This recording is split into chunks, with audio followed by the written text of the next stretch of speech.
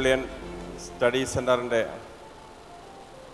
ഡയറക്ടർമാരെ, മറ്റ് വിശിഷ്ടാതിഥികളെ, ഇന്നിവിടെ സ്കോളർഷിപ്പ് നേടി എത്തിയിരിക്കുന്ന നൂറുകണക്കിന് മിടുക്കന്മാരും മിടുക്കികളുമായ കുട്ടികളെ, രക്ഷകർത്താക്കളെ, പ്രിയപ്പെട്ട ഏവരുമേ,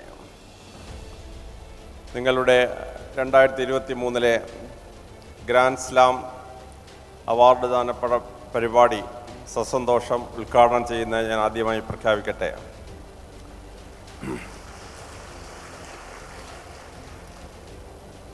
ആയിരത്തി 1987 ഞാൻ കോട്ടയം SP ആയിരുന്നപ്പോൾ ബ്രില്യൻറ്റിൻ്റെ ആദ്യകാല പ്രവർത്തനങ്ങളിൽ സഹകരിക്കാൻ എനിക്ക് അവസരം കിട്ടിയിട്ടുണ്ട്. എൻ്റെ നെവ്യൂസും നീസസുമായി ഒരു 15ഓളം പേർ ബ്രില്യൻറ്റിൻ്റെ വിദ്യാർത്ഥികളായിരുന്നു. എൻ്റെ നെവ്യൂസും നീസസുമായി ഒരു 15ഓളം പേർ ബ്രില്യൻറ്റ് സ്റ്റഡി സെൻറ്ററിലെ വിദ്യാർത്ഥികളായിരുന്നു. അവരൊക്കെ ഇന്ന് ഡോക്ടർമാരും എഞ്ചിനീയർമാരും ഒക്കെ ആയിട്ട് ലോകത്തിൻ്റെ പല ഭാഗത്ത് ജോലി ചെയ്യുകയാണ്. അതുകൊണ്ട് തന്നെ ബ്രില്യൻറ്റിൽ വരുന്നതിനും നിങ്ങളെ അഭിസംബോധന ചെയ്യുന്നതും വളരെ സന്തോഷമുള്ള ഒരു കാര്യമാണ്. ഞാൻ 32 രോഗങ്ങൾ ഇൻക്ലൂഡിങ് മൈസ്തീനിയ ഗ്രാവിസ് ഉള്ള ഒരു രോഗിയാണ്. അതുകൊണ്ടാണ് ഇരുന്നുകൊണ്ട് സംസാരിക്കുന്നത്. നിങ്ങൾ ഓരോരുത്തരും ജീവിതത്തിൽ വലിയ നിലകളിലെത്തണമെന്ന് നിങ്ങളുടെ മാതാപിതാക്കളും നിങ്ങളുടെ അധ്യാപകരും ഞങ്ങളെല്ലാവരും ആഗ്രഹിക്കുന്നു. ആ വലിയ പന്ഥാവിലേക്ക് നിങ്ങളെ കൊണ്ടുവരുന്നതിന് വേണ്ടി വളരെ ഭംഗിയായി നിങ്ങൾക്ക് കോച്ചിങ് തരുന്ന ഒരു ഇൻസ്റ്റിറ്റ്യൂട്ടാണ് ബ്രില്യൻ സ്റ്റഡി സെൻറ്റർ. ഇവിടെ പഠിച്ച് നിങ്ങൾക്ക് ജീവിതത്തിൻ്റെ ഉയരങ്ങളിലെത്താൻ ഈശ്വരൻ നിങ്ങളെ അനുഗ്രഹിക്കട്ടെ എന്ന് ഞാൻ പ്രാർത്ഥിക്കുന്നു. നിങ്ങൾ ഓരോരുത്തരും ജീവിതത്തിൽ ഉയരണമെങ്കിൽ വളരെ കൃത്യമായി എങ്ങനെയാണ് ജീവിതത്തിൽ ഉയരേണ്ടത് എന്ന വിവരം അറിഞ്ഞിരിക്കണം. എൻ്റെ സർവീസിലുടനീളവും അതിന് ശേഷവും ഒരു 550ഓളം കുട്ടികളെ സിവിൽ സർവീസ് രംഗത്തേക്ക് എത്തിക്കാൻ ഭാഗ്യമുണ്ടായ ഒരാളാണ് ഞാൻ. ഇന്ന് ഇന്ത്യയിൽ ഏത് സംസ്ഥാനത്ത് നിന്നാലും എൻ്റെ ശിഷ്യനോ ശിഷ്യയായ ഒരുപറ്റം IAS-കാരും IPS-കാരും മറ്റ് സെൻട്രൽ സർവീസുകാരും ഉണ്ട്. വിദേശ രാജ്യങ്ങളിൽ പോയാൽ മിക്ക രാജ്യങ്ങളിലും എൻ്റെ ശിഷ്യഗണങ്ങളാണ് അവിടുത്തെ അംബാസഡറൊക്കെ ആയിരിക്കുന്നത്. അതൊരു ഭാഗ്യമാണ്. നിങ്ങൾക്ക് ഓരോരുത്തർക്കും ജീവിതത്തിൽ ഉയരണമെങ്കിൽ ഘട്ടം ഘട്ടമായി ചില കാര്യങ്ങൾ നിങ്ങൾ അറിഞ്ഞിരിക്കണം. അതിലേറ്റവും ആദ്യത്തേത്, നിങ്ങൾക്ക് ഈശ്വരൻ തന്നിരിക്കുന്ന അവസരങ്ങൾ എന്തൊക്കെയാണ് എന്ന് നിങ്ങൾ അറിഞ്ഞിരിക്കണം. അതിലേറ്റവും ആദ്യം നിങ്ങൾ അറിഞ്ഞിരിക്കേണ്ട ഒന്നാണ് നിങ്ങൾക്ക് ഭൂമിയിൽ അവൈലബിളായ സ്കോളർഷിപ്പുകൾ എന്ന് പറയുന്നത്. 8ാം ക്ലാസ്സിൽ പഠിക്കുന്നൊരു കുട്ടിക്ക് നാഷണൽ ആൻഡ് ഇൻ്റർനാഷണൽ സ്കോളർഷിപ്പുകൾ മുമ്പിലുള്ളത് 18ഓളം എണ്ണമാണ്. 9ാം ക്ലാസ്സിൽ പഠിക്കുന്നൊരു കുട്ടിക്ക് 15ഓളം സ്കോളർഷിപ്പുകളുണ്ട്. 10ാം ക്ലാസ്സിൽ പഠിക്കുന്ന കുട്ടിക്ക് 22ഓളം സ്കോളർഷിപ്പുകളുണ്ട്, 22 എണ്ണം. 12ാം ക്ലാസ് 11ഉം 12ഉം ആകുമ്പോഴേക്കും ആ എണ്ണം വളരെ വർദ്ധിക്കുകയാണ്. 12ാം ക്ലാസ് കഴിയുമ്പോഴേക്കും നിങ്ങൾക്ക് മത്സര പരീക്ഷകൾക്കും സ്കോളർഷിപ്പുകൾക്കുമായി 24 സ്കോളർഷിപ്പുകളുണ്ട്. ഞാൻ പല സ്കൂളുകളിലും ചെന്ന് കുട്ടികളോട് ചോദിക്കും, നിങ്ങൾക്ക് എഴുതാൻ പറ്റിയ സ്കോളർഷിപ്പുകളുടെ പേര് പറയാൻ. 3-4 എണ്ണത്തിൻ്റെ പേര് പറയും, ബാക്കിയുള്ളത് കുട്ടികൾക്ക് അറിഞ്ഞുകൂടാ. ടീച്ചേഴ്സിന് ഞാൻ ക്ലാസ് എടുക്കുമ്പോൾ അവരോട് ചോദിക്കും, നിങ്ങൾ പഠിക്കുന്ന കുട്ടികൾക്ക് ഏതെല്ലാം സ്കോളർഷിപ്പ് മത്സരിക്കാം. ടീച്ചേഴ്സ് പറയുമ്പോഴും ഒരു 6-7 എണ്ണേ അവർക്ക് പറയാൻ പറ്റുന്നുള്ളൂ. കാരണം ടീച്ചേഴ്സിന് അതിനെപ്പറ്റി അറിഞ്ഞുകൂടാ, നിങ്ങളുടെ മാതാപിതാക്കൾ നിങ്ങൾക്ക് അറിഞ്ഞുകൂടാ. അപ്പോൾ നിങ്ങൾ നിങ്ങളുടെ ഓരോ പ്രായത്തിലും ഓരോ ക്ലാസ്സിലും മത്സരിക്കാൻ പറ്റിയ സ്കോളർഷിപ്പുകൾ നിങ്ങൾ മത്സരിക്കണം. ഇന്ന് നിങ്ങളെല്ലാവരും ബ്രില്യൻറ്റിൻ്റെ സ്കോളർഷിപ്പ് പരീക്ഷ പാസ്സായി അവാർഡ് വാങ്ങിക്കാൻ ഇവിടെ എത്തിയിരിക്കുകയാണ്. ഇതുപോലെ സംസ്ഥാന ഗവൺമെൻറ് നടത്തുന്ന സ്കോളർഷിപ്പുകളുണ്ട്, ഇന്ത്യ ഗവൺമെൻറ് നടത്തുന്ന സ്കോളർഷിപ്പുണ്ട്, ഇൻ്റർനാഷണൽ ആയിട്ടുള്ള സ്കോളർഷിപ്പുകളുണ്ട്, വളരെ വിശാലമായ സ്കോളർഷിപ്പുകൾ. 12ാം ക്ലാസ് കഴിഞ്ഞ് കേംബ്രിഡ്ജ് സ്കോളർഷിപ്പാണ് നിങ്ങൾ എഴുതി പാസ്സാവുന്നതെങ്കിൽ നിങ്ങളുടെ സ്കോളർഷിപ്പ് 2.5 കോടി രൂപയാണ്, 12 രൂപയൊന്നുമല്ല. ഹാർവാർഡിലെ എൻട്രൻസ് ആണ് നിങ്ങൾ പാസ്സാവുന്നതെങ്കിൽ നിങ്ങളുടെ സ്കോളർഷിപ്പ് 5 കോടി രൂപയാണ്, 5 കോടി രൂപ. ഇങ്ങനെ വിദേശങ്ങളുടെ സ്കോളർഷിപ്പുണ്ട്. തുക ഇച്ചിരി വലിപ്പമാണ്. എന്നാൽ നാഷണൽ ലെവലും കേരള ലെവലിലും കിട്ടുന്ന സ്കോളർഷിപ്പുകളുണ്ട്. ആ സ്കോളർഷിപ്പുകൾ എന്തൊക്കെയാണ്, എങ്ങനെ അത് എഴുതാൻ പറ്റുമെന്ന് പഠിച്ച് നിങ്ങളത് പാസ്സാവണം. ഇവിടെ ഇരിക്കുന്ന നിങ്ങൾ ഓരോ കുട്ടിക്കും ഇതിലേത് സ്കോളർഷിപ്പ് എഴുതിയാലും പാസ്സാവാൻ കഴിവുള്ളവരാണ്. നിങ്ങളതിനെപ്പറ്റി അറിയാത്തതുകൊണ്ട് മാത്രമാണ് നിങ്ങൾക്കത് എഴുതാൻ പറ്റാതെ പോകുന്നത്. നിങ്ങളുടെ മാതാപിതാക്കൾക്ക് എഴുതാൻ കഴിവുള്ളവരായിരുന്നു, പക്ഷെ അവർക്കാർക്കും അത് പറഞ്ഞു കൊടുക്കാനുണ്ടായിരുന്നില്ല. അതുകൊണ്ടാണ് ആ അറിയാൻ പറ്റാതെ പോയത്, നിങ്ങളുടെ മാതാപിതാക്കൾക്ക് എഴുതാൻ പറ്റാതെ പോയത്.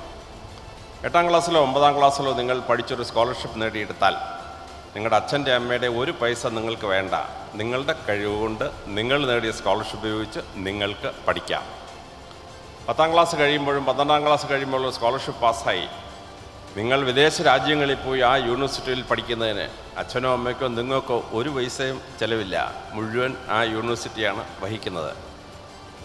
അതുകൊണ്ട് കേംബ്രിഡ്ജ് സയൻറ്റിസ്റ്റിൻ്റെ പരീക്ഷ പാസ്സായാൽ നിങ്ങൾക്ക് ഇൻ്റർനാഷണൽ യൂണിവേഴ്സിറ്റി നിങ്ങളുടെ ട്രെയിനിങ് ഏറ്റെടുത്ത് നിങ്ങളെ പഠിപ്പിച്ച് വിശ്വപ്രസിദ്ധരായ ശാസ്ത്രജ്ഞമാക്കി മാറ്റും.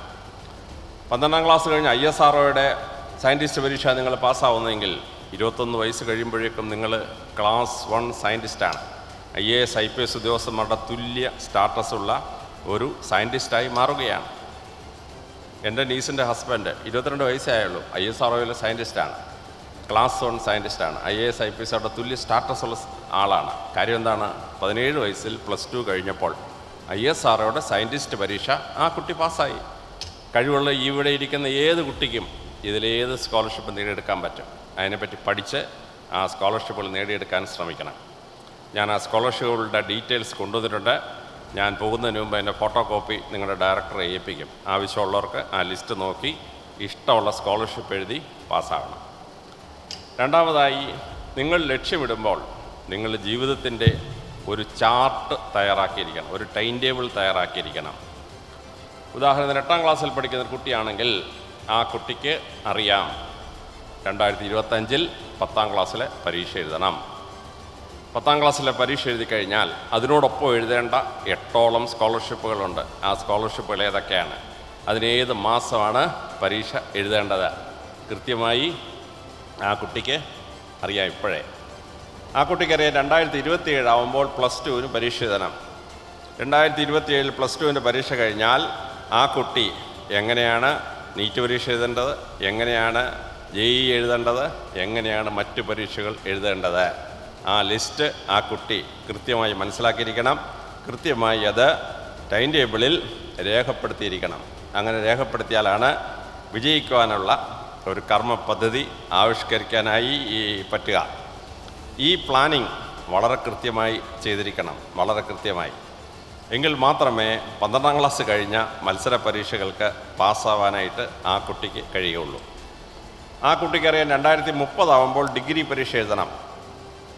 മെഡിസിൻ പോകുന്ന കുട്ടിയാണെങ്കിൽ 2031 ഡിഗ്രി പരീക്ഷ എഴുതണം. എഞ്ചിനീയറിംഗ് വന്ന കുട്ടിക്ക് 2031 ഡിഗ്രി പരീക്ഷ എഴുതണം. അത് കഴിഞ്ഞാൽ 2035 3-4 ആവുമ്പോഴേക്കും പോസ്റ്റ് ഗ്രാജുവേഷൻ എടുക്കണം. പിന്നെ PhDക്ക് പോകണമെങ്കിൽ 2037 ആകുമ്പോൾ PhD എടുക്കാം. പക്ഷെ ഒരു കുട്ടി ജീവിതത്തിൽ വിജയിക്കണമെങ്കിൽ വലിയ മത്സര പരീക്ഷകൾ എഴുതാൻ 32 വയസ്സ് വരെ നിങ്ങൾക്ക് സമയം ഈശ്വരൻ തന്നിട്ടുള്ളൂ, അല്ലെങ്കിൽ പരീക്ഷ നടന്ന ആളുകൾ തന്നിട്ടുള്ളൂ. അപ്പോൾ 8ാം ക്ലാസ് പഠിക്കുന്ന ഒരു കുട്ടിക്ക് അറിയാം ആ കുട്ടിക്ക് ഇപ്പോൾ 13 വയസ്സായി. മത്സര പരീക്ഷ എഴുതാൻ 32 വയസ്സാവുന്നത് 2042 അപ്പോൾ 2023 മുതൽ 2042 വരെ ഏതൊക്കെ വർഷം ഏതൊക്കെ പരീക്ഷ എഴുതണം കൃത്യമായൊരു ചാർട്ട് ഉണ്ടാക്കി അതനുസരിച്ച് നിങ്ങൾ പോയാൽ ഈശ്വരാധീനം ഉണ്ടെങ്കിൽ നിങ്ങളെ ഒരു ശക്തിക്കും തടഞ്ഞു നിർത്താൻ പറ്റിയില്ല. നിങ്ങൾ ആ ലക്ഷ്യത്തിൽ എത്തിച്ചേരും. അതുകൊണ്ട് ആ ജീവിതത്തിൻ്റെ ഒരു ടൈം ടേബിൾ ഉണ്ടാക്കുക എന്നുള്ളത് വളരെ വളരെ അത്യാവശ്യമാണ്. പിന്നെ നിങ്ങൾ അംബിഷൻ സെറ്റ് ചെയ്യണം. അപ്പോൾ ചെറിയ അംബിഷൻ സെറ്റ് ചെയ്ത് കളയരുത്. 12ാം ക്ലാസ് പഠിക്കുന്ന മിക്ക കുട്ടികളോടും എൻ്റെ നെവ്യൂസ് ആൻഡ് നീസിനോട് ചോദിച്ചാൽ പറയും, എങ്ങനെയെങ്കിലും അങ്ങളെ IAS പിന്നെ നോക്കാം, ആദ്യം ഒരു MBBS ഒരു എൻജിനീയറിങ്ങോ കയ്യിലെടുക്കണം. അത്രേ ഉള്ളൂ ആ കുട്ടിയുടെ ലക്ഷ്യം. എങ്ങനെയെങ്കിലും ഇവിടം വരെ എത്തണം എന്നുള്ളതാണ്. അപ്പോൾ ഒരു കുട്ടി MBBSന് പോകാൻ ആഗ്രഹിച്ചാൽ ആ MBBS കഴിഞ്ഞ് MDയോ MS എടുക്കണമെങ്കിൽ എന്ത് ചെയ്യണം? ആ കുട്ടി MBBS കഴിഞ്ഞാൽ ഇന്ത്യൻ മെഡിക്കൽ സർവീസ് എക്സാമിനേഷൻ ഉണ്ട്. IAS IPS പോലെ തുല്യമായ ഒരു പരീക്ഷയാണ്. അത് പാസ്സായി കഴിഞ്ഞാൽ നിങ്ങൾ മെഡിസിനിലാണ് ജോലി ചെയ്യുന്നത്, പക്ഷേ നിങ്ങൾ IAS IPS പോലെ തത്തുല്യമായൊരു സർവീസാണ്. ഇന്ത്യയിൽ 8 മെഡിക്കൽ സർവീസുണ്ട്. ആ 8 മെഡിക്കൽ സർവീസിന് ഒറ്റ പരീക്ഷയുള്ളൂ. 27 സിവിൽ സർവീസിന് ഒറ്റ പരീക്ഷ എഴുതുന്ന പോലെ 8 മെഡിക്കൽ സർവീസിനോട് ഒറ്റ പരീക്ഷയുള്ളൂ. ആ പരീക്ഷയ്ക്ക് നിങ്ങൾ തയ്യാറാവണം. തയ്യാറായി കഴിഞ്ഞ് MBBS കഴിഞ്ഞ് മെഡിക്കൽ സർവീസ് കയറിയാൽ നിങ്ങൾ IAS IPS പോലെ തുല്യ സർവീസാണ്. എന്നാൽ നിങ്ങൾ മെഡിക്കൽ പ്രൊഫഷണൽ ജോലി ചെയ്യുകയാണ്. ഇനി മെഡിസിൻ പാസ്സായി കഴിഞ്ഞാൽ മെഡിക്കൽ സയൻറ്റിസ്റ്റ് ആവാൻ എങ്ങനെയാണ്? Sky is your limit. നിങ്ങൾ മെഡിസിൻ കഴിഞ്ഞ് മെഡിസിനിലൊരു സയൻറ്റിസ്റ്റായി ജോലി ചെയ്യാൻ പോയി കഴിഞ്ഞാൽ നിങ്ങളുടെ അംബീഷൻ വളരെ വളരെ വലുതാണ്. നിങ്ങൾ ആ റിസർച്ചിലൂടെ ഒരൊറ്റ പേറ്റൻറ്റ് കണ്ടുപിടിച്ചാൽ ലോകാവസാനം വരെ ആ പേറ്റൻറ്റ് നിങ്ങളുടെ പേരിലാണ്. അതിൽ നിന്ന് എത്രായിരം കോടി വേണമെങ്കിലും നിങ്ങൾക്ക് ചിലപ്പോൾ ഉണ്ടാക്കാൻ പറ്റും. നിങ്ങൾ കണ്ടുപിടിക്കുന്ന മരുന്ന് കറക്റ്റ് മരുന്നാണെങ്കിൽ, അല്ലെങ്കിൽ കറക്റ്റ് എക്വിപ്മെൻ്റാണ് നിങ്ങൾ കണ്ടെത്തുന്നതെങ്കിൽ നിങ്ങളുടെ ആ ഇൻവെൻഷൻ നിങ്ങളെ ആയിരക്കണക്കിന് കോടി രൂപയുടെ ഉടമസ്ഥയാക്കി മാറ്റുകയാണ്. ഇനി MBBS പോകുന്നൊരു കുട്ടി കൃത്യമായി ലക്ഷ്യമിട്ടേക്കണം എന്താ UN മെഡിക്കൽ സർവീസിന് അപ്ലൈ ചെയ്യാൻ. UNOയ്ക്ക് 2 ഇൻ്റർനാഷണൽ മെഡിക്കൽ സർവീസുകളുണ്ട്. ഒന്ന് UN medical service, 2 UN disaster relief service. ഈ 2 സർവീസിൽ കയറിയാലും നിങ്ങളുടെ തുടക്കം നിങ്ങൾക്കൊരു 5 ലക്ഷം രൂപയിൽ നിങ്ങൾ തുടങ്ങും. ഒരു 10-20 കൊല്ലം കഴിയുമ്പോഴേക്കും നിങ്ങളുടെ ഒരു മാസത്തെ ശമ്പളം 1 കോടി രൂപയാണ്. 1 crore rupees per month. UN medical സർവീസിൽ പോകണം. എൻ്റെ അറിവിൽ പാലായി 4 UN മെഡിക്കൽ സർവീസ് ഇതുവരെ ചെന്നായിട്ട് എനിക്ക് അറിഞ്ഞൂടാ. ഞാൻ അറിയാത്തവരുണ്ടോ എന്ന് എനിക്ക് അറിഞ്ഞൂടാ. പക്ഷേ നിങ്ങൾ MBBS പോകുന്ന സമയത്ത് തന്നെ ഇന്ത്യൻ മെഡിക്കൽ സർവീസും UN മെഡിക്കൽ സർവീസും ലക്ഷ്യമിട്ട് വേണം പോകാൻ, കൃത്യമായിട്ട് പോകാൻ. അങ്ങനെ ലക്ഷ്യമിട്ട് പോയാലുണ്ടല്ലോ നിങ്ങളവിടെ ചെല്ലും, യാതൊരു സംശയമൊന്നും നിങ്ങൾക്ക് ആർക്കും വേണ്ട. ഇനി എഞ്ചിനീയറിംഗ് എടുക്കാൻ ഞങ്ങൾ ഉദ്ദേശിക്കുന്നതെങ്കിൽ എഞ്ചിനീയറിംഗ് എടുക്കണം. കുറച്ച് പേര് MTech എടുത്ത് എഞ്ചിനീയറിംഗിൻ്റെ വിദ്യാഭ്യാസ മേഖലയിൽ പോകണം. കുറച്ച് പേര് BTechന് ശേഷം ശാസ്ത്രജ്ഞനാവാൻ പോകണം, സയൻറ്റിസ്റ്റ് ആവാൻ പോകണം. നിങ്ങൾ കുറച്ച് പേര് ISROയുടെ സയൻറ്റിസ്റ്റ് പരീക്ഷ എഴുതണം. നിങ്ങൾ കുറച്ച് പേര് UNOയുടെ സയൻസ് പരീക്ഷ ഉണ്ട്. BTechൻ്റെ ടെക്നോളജിക്കൽ സർവീസുണ്ട്. അവിടെ 2 സർവീസുണ്ട്. UN എഞ്ചിനീയറിംഗ് സർവീസുണ്ട്, UN ഡിസാസ്റ്റർ റിലീഫ് സർവീസ്. 2 എഞ്ചിനീയേഴ്സിന് മത്സരിക്കാം. 5 ലക്ഷത്തിൽ തുടങ്ങി 1 കോടി രൂപ ശമ്പളം വരെ എത്തി, അസിസ്റ്റൻറ്റ് സെക്രട്ടറി ജനറൽ വരെ എത്തി നിങ്ങൾക്ക് തിരിച്ചു വരാം. കോതമംഗലം എഞ്ചിനീയറിംഗ് കോളേജിൽ നിന്ന് BTech പാസ്സായി എൻ്റെ അടുത്ത് IAS പഠിക്കാൻ വന്ന കുട്ടിയാണ് മുരളി തുമ്മാരുകുടി. ആ മുരളി തുമ്മാരുകുടി ഇപ്പോൾ UNOയിൽ പോയിട്ട് ഡിസാസ്റ്റർ റിലീഫിൻ്റെ ഇൻ്റർനാഷണൽ CEO ആണ്. International CEO. ഒരു മാസത്തെ ശമ്പളം 5 കോടി രൂപ, 5 crore rupees per month ആണ് ശമ്പളം. അപ്പോൾ ബ്രില്യൻ്റിൽ പഠിച്ച് നിങ്ങൾ BTechന് കയറിയാൽ ആ BTech അങ്ങ് 48 ഇന്ത്യൻ എഞ്ചിനീയറിംഗ് സർവീസുണ്ട്. ആ സർവീസ് കാരണം നമ്മുടെയൊക്കെ വലിയ ബഹുമാനപാത്രമാണ് മെട്രോ ശ്രീധരൻ. എന്തായിരുന്നു മെട്രോ ശ്രീധരൻ? 23-ാമത്തെ വയസ്സിൽ BE കഴിഞ്ഞ് 23-ാമത്തെ വയസ്സിൽ അദ്ദേഹം ഇന്ത്യൻ എഞ്ചിനീയറിംഗ് സർവീസ് പാസ്സായി. ഡൽഹി മെട്രോ പണിഞ്ഞു, ബാംഗ്ലൂർ മെട്രോ പണിഞ്ഞു. റിട്ടയർ ചെയ്ത് വീട്ടിൽ പോയ മനുഷ്യനെ നമ്മൾ തിരിച്ചു വിളിച്ചുകൊണ്ട് വന്നു കൊച്ചിൻ മെട്രോ പണിയാൻ. രാമേശ്വരം ദ്വീപിനെ ഇന്ത്യയുമായി ബന്ധിക്കാൻ പാലം പണിയണം, പാമ്പൻ പാലം. കേന്ദ്ര ഗവൺമെൻറ് മെട്രോ സിറ്റിനെ വിളിച്ചുകൊണ്ട് മെട്രോ സിറ്റിനാണ് പാമ്പൻ പാലം പണിഞ്ഞത്.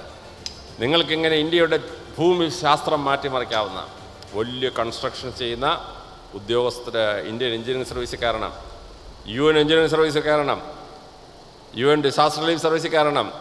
വലിയ വലിയ നിലകളിൽ നിങ്ങൾക്ക് എത്തിച്ചേരാൻ പറ്റും. ഇവിടെ വളരെ കൃത്യമായൊരു കർമ്മ പദ്ധതി ഉണ്ടായിരിക്കണം. നിങ്ങൾ MBBS എഞ്ചിനീയറിംഗ് എടുത്ത ശേഷം നിങ്ങൾ സിവിൽ സർവീസ് പരീക്ഷ എഴുതിയിരിക്കണം. 27 സർവീസ് ഒറ്റയടിക്കൊരു പരീക്ഷയാണ്, ഒറ്റയടിക്ക്.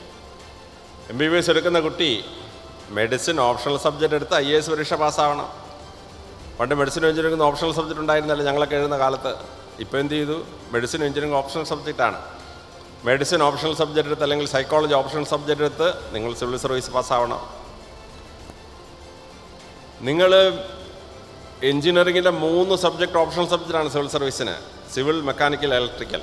ഇതിലൊരെണ്ണം എടുത്തിട്ട് എഞ്ചിനീയറിംഗിന് ഐച്ഛിക വിഷയമായിട്ട് എടുത്തെങ്കിൽ IAS പാസ്സാവാം. അങ്ങനെ സിവിൽ സർവീസ് പരീക്ഷ പാസ്സായി ആ വലിയ സർവീസുകളിലേക്ക് എത്തിച്ചേരാൻ പറ്റും. സ്റ്റാറ്റസ് ഉണ്ട്, ശമ്പളമുണ്ട്, അധികാരമുണ്ട്. പിന്നെ വളരെ ചുരുങ്ങിയ കാലം കൊണ്ട് വിശാലമായ മേഖല ഭരിക്കാൻ പറ്റും. 27 വയസ്സ് കഴിഞ്ഞപ്പോഴാണ് ഞാൻ കോട്ടയം SP ആയിട്ട് വരുന്നത്. കോട്ടയം SP ആയിട്ട് വന്നാൽ പണ്ടത്തെ 3 രാജാക്കന്മാരുടെ രാജ്യമാണ് ഞാൻ ഭരിക്കുന്നത്. ഏതൊക്കെ? തെക്കൻകൂർ, വടക്കൻകൂർ, മീനച്ചിൽ കർത്താക്കന്മാർ. 3 രാജാക്കന്മാരുടെ രാജ്യം ചേർന്നതാണ് കോട്ടയം ജില്ലയെന്ന് പറയുന്നത്. നമ്മളൊക്കെ ഏറ്റുമാനൂർ ചെന്ന് ഏറ്റുമാനൂരപ്പന് തങ്ക വിഗ്രഹം കൊടുത്ത തെക്കൻകൂർ രാജശേഖര വർമ്മ എന്നൊക്കെ നിങ്ങൾ ചരിത്രത്തിൽ കേട്ടിട്ടുണ്ടാവും. ഈ രാജശേഖര വർമ്മയുടെ മുഴുവൻ രാജ്യവും കൂടെ കോട്ടയം താലൂക്കേ ഉള്ളൂ. കോട്ടയം കോൺസ്റ്റിറ്റ്യുവൻസിയും ചങ്ങനാശ്ശേരി കോൺസ്റ്റിറ്റ്യുവൻസിയും കഴിഞ്ഞാൽ രാജാവിൻ്റെ രാജ്യം കഴിഞ്ഞ് നമ്മൾ 3 രാജ്യം ഒറ്റയടിക്ക് ഭരിക്കുകയാണ്. എന്നെ കോട്ടയം SP ആയിട്ട് എടുത്തിട്ട് കണ്ണൂർ SP ആയിട്ട് ട്രാൻസ്ഫർ ചെയ്തു. അവിടെ ചെല്ലുമ്പോഴോ 3 രാജ്യം ചേരുന്നതാണ് കണ്ണൂർ ജില്ലയെന്ന് പറയുന്നത്. ചിറക്കൽ രാജാവിൻ്റെ രാജ്യം മുഴുവൻ, കേരളത്തിലെ ഏക മുസ്ലിം രാജവംശമായിരുന്ന അറക്കൽ ബീവിയുടെ രാജ്യം മുഴുവൻ, പിന്നെ കേരളത്തിന് അഭിമാനമായ പഴശ്ശിരാജയുടെ രാജ്യം മുഴുവൻ. 3 രാജ്യം ചേർന്ന് 3500 ചതുരശ്ര കിലോമീറ്റർ വിസ്തൃതിയിൽ 30 ലക്ഷം പേരെ ഭരിക്കാൻ നിങ്ങളുടെ കയ്യിലോട്ട് തരികയാണ്. 27-28 വയസ്സുള്ളപ്പോൾ. നിങ്ങൾ യുദ്ധം ചെയ്തോ? വല്ലവൻ്റെ വെട്ടുകൊണ്ടോ? ആശുപത്രി കിടന്നോ? ഒന്നും ചെയ്തില്ലല്ലോ. പഠിച്ചൊരു പരീക്ഷ എഴുതിയതേ ഉള്ളൂ. സംഗതി നിങ്ങൾ ചെന്ന് നിൽക്കുന്നത് എവിടെയാണ്? ലോകത്തിലെ 100ഓളം രാജ്യങ്ങളുടെ ആകെ വിസ്തൃതി 3500 ചതുരശ്ര കിലോമീറ്റർ താഴെയാണ്. 100ഓളം രാജ്യങ്ങളുടെ വിസ്തൃതി. മാൽദീവ്സ് എന്ന് പറഞ്ഞാൽ ആകെ 400 ചതുരശ്ര കിലോമീറ്ററേ ഉള്ളൂ. ഞങ്ങളുടെ മാർപ്പാപ്പയ്ക്ക് ആകെ 108 ഏക്കറേ ഉള്ള രാജ്യത്തിനകത്ത്. അവിടെയാണ് നിങ്ങളങ്ങോട്ട് ചെന്ന് 3500 ചതുരശ്ര കിലോമീറ്റർ പഠിക്കുന്നത്.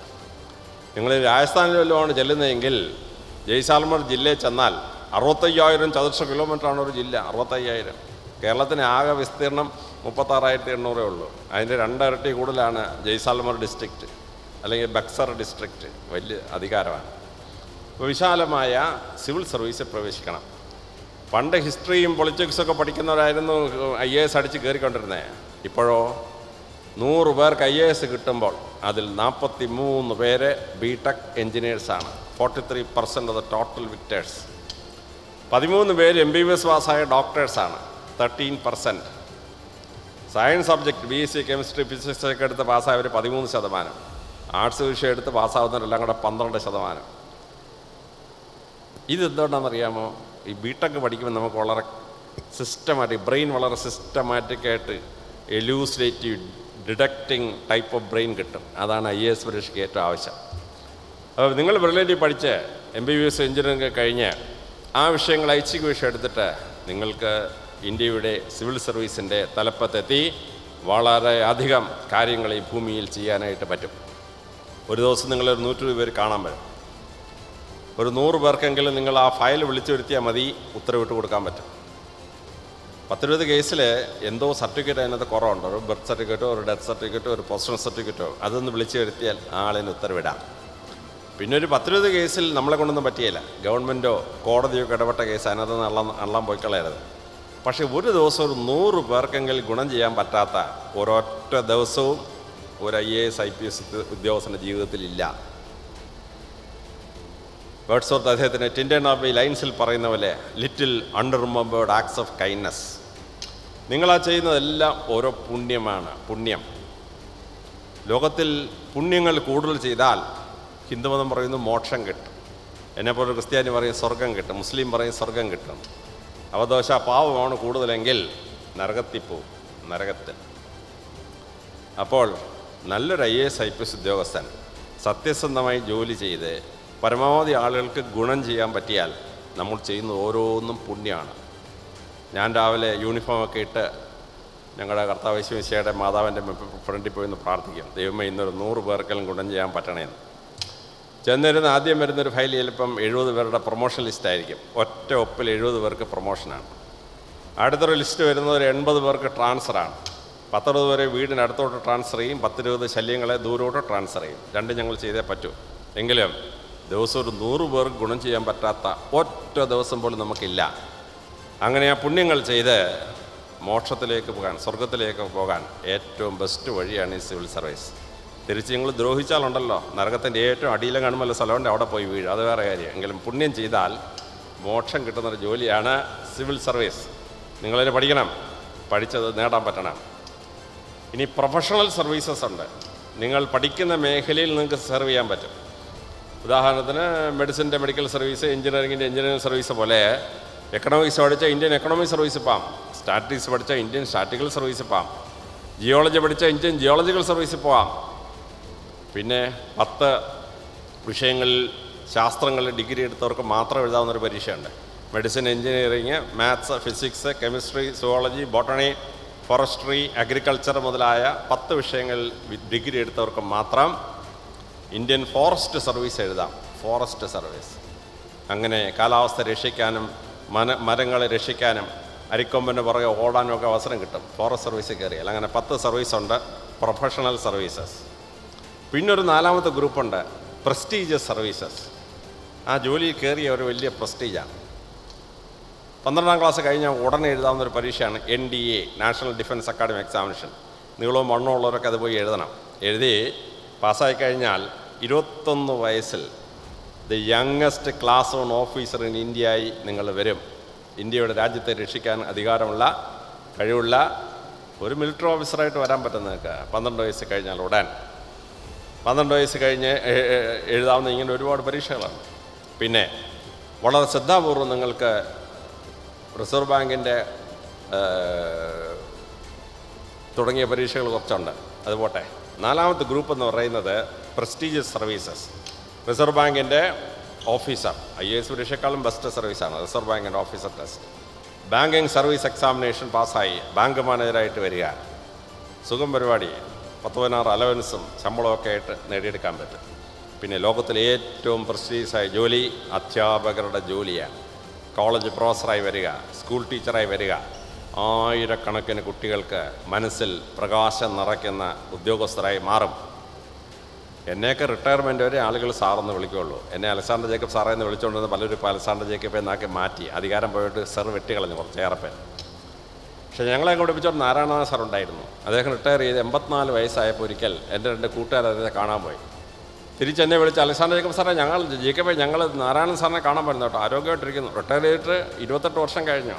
നാരായണനാഥ് സാർ എന്നെ വിളിക്കുള്ളൂ. ഒരു 4 മാസത്തിന് മുമ്പ് നാരായണ സാർ സെഞ്ചുറിയൊക്കെ അടിച്ച് 101-ാം വയസ്സിൽ മരിച്ചു. ഞാൻ ഹൈദരാബാദിലായിപ്പോൾ എനിക്ക് പോകാൻ പറ്റിയില്ല. കൂട്ടുകാർ പോയി ശവസംസ്കാരത്തിൽ പങ്കെടുത്ത് വിളിച്ചു, അലക്സ് അറിഞ്ഞില്ലേ നാരായണ സാർ മരിച്ചു, ഞങ്ങൾ ശവദാഹത്തിന് പോയിരുന്നു, ഇന്നലെ ആയിരുന്നു, ഇഷ്ടംപോലെ ആളുകളൊക്കെ ഉണ്ടായിരുന്നു, സ്റ്റുഡൻസൊക്കെ ഒരുപാട് ഉണ്ടായിരുന്നു.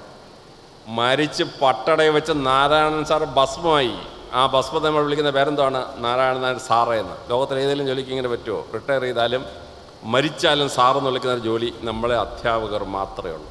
ജീവിതത്തിൽ എവിടെയെങ്കിലും നമുക്ക് അറിവ് പകർന്നു തന്ന ഒരു അധ്യാപകനെ കാണുമ്പോൾ അറിയാതെ നമ്മൾ കൈകൂപ്പും. കുറച്ചുകൂടി ബഹുമാനം കൂടുതലുള്ള സാറാണ്, നമ്മൾ അപ്പോഴേ കുനിഞ്ഞ് അദ്ദേഹത്തിൻ്റെ കാലത്തോട്. ഇത് ലോകത്തിലെ ഏറ്റവും മഹത്തരമായ ജോലിയാണ്. അപ്പോൾ നിങ്ങൾ MAയും PhDയും ഒക്കെ എടുത്തിട്ട് നെറ്റൊക്കെ പാസ്സായി കോളേജ് പ്രൊഫസർമാരായി, വിസിറ്റിംഗ് പ്രൊഫസർമാരായി, റിസർച്ച് ഗൈഡുകളായി ലോകത്തിൽ വലിയ സംഭാവനയാണ് കഴിഞ്ഞിരിക്കണം. പിന്നെ റീജിയണൽ സർവീസ് ഉണ്ട്. ഡെപ്യൂട്ടി കളക്ടർ പാസ്സാവുക, നല്ല 8 കൊല്ലം കഴിയുമ്പോൾ IAS കിട്ടും. പിന്നെ നിങ്ങൾക്ക് പ്രിൻസിപ്പൽ സെക്രട്ടറി റിട്ടയർ ചെയ്യാം, കളക്ടറാവാം. സബ് ഇൻസ്പെക്ടർ പരീക്ഷ പാസ്സാവണം. സബ് ഇൻസ്പെക്ടർ പരീക്ഷ അങ്ങോട്ട് പാസ്സായി നിങ്ങളങ്ങോട്ട് ചെല്ലും, ആര് കണ്ടാലും നിങ്ങളെ കണ്ട എഴുന്നേക്കും. ഒരു ബഹുമാനമാണ്. ഒരു പ്രൊമോഷൻ കഴിഞ്ഞാൽ ഉടനെ സർക്കിൾ ഇൻസ്പെക്ടറായി, SP ആയിട്ട് റിട്ടയർ ചെയ്യാം. നിങ്ങൾ തഹസീൽദാറുടെ പരീക്ഷ എഴുതണം, നിങ്ങൾ വില്ലേജ് ഓഫീസറുടെ പരീക്ഷ എഴുതണം, നിങ്ങൾ പോയി പഞ്ചായത്ത് എക്സിക്യൂട്ടീവ് ഓഫീസറുടെ പരീക്ഷ എഴുതണം. പരീക്ഷ എഴുതി പാസ്സായി വളരെയധികം സേവനങ്ങൾ നിങ്ങൾക്ക് ചെയ്യാൻ പറ്റും.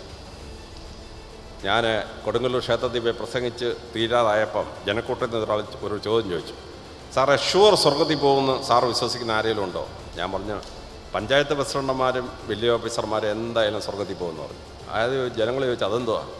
ഞാൻ പറഞ്ഞു, Kerala government, India government 52 welfare സ്കീമിൽ എന്ത് സഹായം നമുക്ക് കിട്ടണമെങ്കിലും പഞ്ചായത്ത് പ്രസിഡന്റ് ഒപ്പിട്ടേ പറ്റും, മുനിസിപ്പൽ ചെയർമാൻ ഒപ്പിട്ടേ പറ്റും, വില്ലേജ് ഓഫീസർ ഒപ്പിട്ടേ പറ്റുള്ളൂ. കേന്ദ്ര ഗവൺമെൻറ് സ്കീം എന്ത് പൈസ കിട്ടണമെങ്കിലും പഞ്ചായത്ത് പ്രസിഡന്റോ വില്ലേജ് ഓഫീസറോ ഒപ്പിടാൻ പറ്റുമോ? പറ്റിയല്ല. അപ്പോൾ ഒരു ദിവസം എത്ര പേർക്കാ പുണ്യം ചെയ്യുന്ന ഈ പഞ്ചായത്ത് പ്രസിഡൻറ്റും ഈ വില്ലേജ് ഓഫീസറും. അതുകൊണ്ട് അവർ സ്വർഗത്തിൽ പോകുന്നത് 10,000 പേരുള്ള ജനക്കൂട്ടമായിരുന്നു, ഭയങ്കര കയ്യടി. അവർ സമ്മതിച്ച് പഞ്ചായത്ത് പ്രസിഡന്റ് സ്വർഗത്തിൽ പോകുന്നു.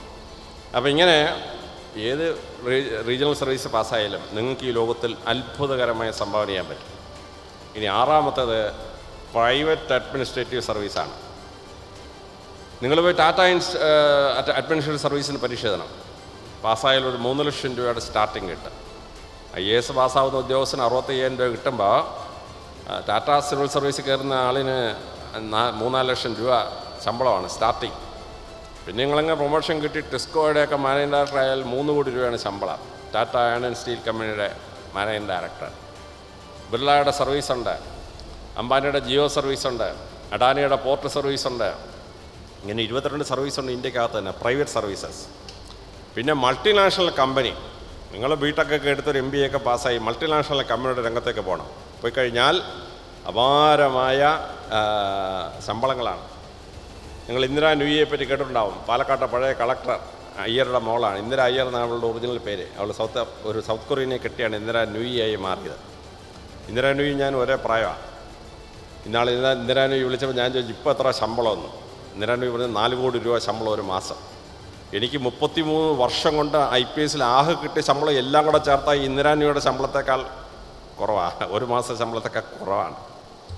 നിങ്ങൾ സുന്ദർ പിച്ചായെ പറ്റി കേട്ടിട്ടില്ലേ? മൾട്ടിനാഷണൽ കമ്പനിയുടെ ചെയർമാൻ, ഗൂഗിളിൻ്റെ ചെയർമാൻ. സുന്ദർ പിച്ചായുടെ ഒരു മാസം ശമ്പളത്താണെന്നറിയാമോ? 12 കോടി രൂപ. 12 crores പെർ മന്താണ് സുന്ദർ പിച്ച എന്ന പൂനെയിലെ ഓട്ടോറിക്ഷ ഡ്രൈവറുടെ മകൻ്റെ ശമ്പളം. സുന്ദർ പിച്ച. ഇതാണ് ഇപ്പോഴത്തെ ശമ്പള സ്കെയിൽ എന്ന് പറയുന്നത്. കൊല്ലത്ത് ബിടെക് പാസ്സായിട്ട് എൻ്റെ അടുത്ത് IAS പഠിക്കാൻ വന്നൊരു കുട്ടിയായിരുന്നു. ആ കുട്ടിയെ കുറച്ച് മാസം കഴിഞ്ഞപ്പോൾ അവനങ്ങ് അമേരിക്കയ്ക്ക് പോയി. ഇപ്പോൾ ഇലോൺ മസ്ക് പുതിയ കമ്പനി വാങ്ങിച്ചപ്പോൾ അതിൻ്റെ CEO ആയിട്ട് അവനെ അപ്പോയിൻറ്റ് ചെയ്തു. അവനെന്നെ വിളിച്ച്, സാറേ ഞാൻ ഇലോൺ മസ്കിൻ്റെ CEO ആയിട്ട് ഞാൻ പോവുകയാണ്. ഞാൻ ചോദിച്ചു, എത്ര ഉണ്ട് മോനെ ശമ്പളം? ഒരു 10 crores per month. 10 crores per month. ഇതാണ് ഇപ്പോഴത്തെ ശമ്പളം. ഞാൻ ചോദിച്ചു, നിനക്ക് IAS കിട്ടാൻ എത്ര ഭാഗ്യമായെന്ന് ചോദിച്ചു. നീ ഇപ്പോൾ IAS കിട്ടി വിട്ടിരുന്നിരുന്നെങ്കിൽ ഒരു കളക്ടറിലെത്തിയതിനായിരുന്നു. പക്ഷേ ശമ്പളം എത്ര ഉണ്ടാവും? 1.5 ലക്ഷം രൂപ കിട്ടും. ഇത്രയല്ലേ കിട്ടും? അവന് 10 കോടി ഒരു മാസം. അപ്പോൾ ഇങ്ങനെയുള്ള പ്രൈവറ്റ് അഡ്മിനിസ്ട്രേറ്റീവ് സർവീസുകളുണ്ട്, മൾട്ടിനാഷണൽ കമ്പനീസിൻ്റെ സർവീസുണ്ട്.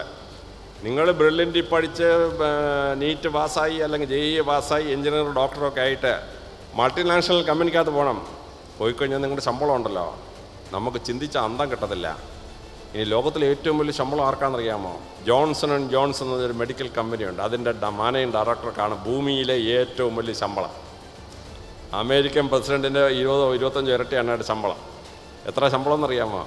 MBBS പാസ്സായ ശേഷം MBA വേണം. നിങ്ങളിവിടുന്ന് ബ്രില്യൻറ്റിൽ പഠിച്ച് ഒരു MBBS എടുക്കണം, എന്നിട്ടൊരു MBA കൂടെ എടുക്കണം. ഇത് രണ്ടും ഉണ്ടെങ്കിൽ ജോൺസൺ ആൻഡ് ജോൺസനെ പോലുള്ള മൾട്ടിനാഷണൽ മെഡിക്കൽ കമ്പനീസിൻ്റെ ചെയർമാനാവാം.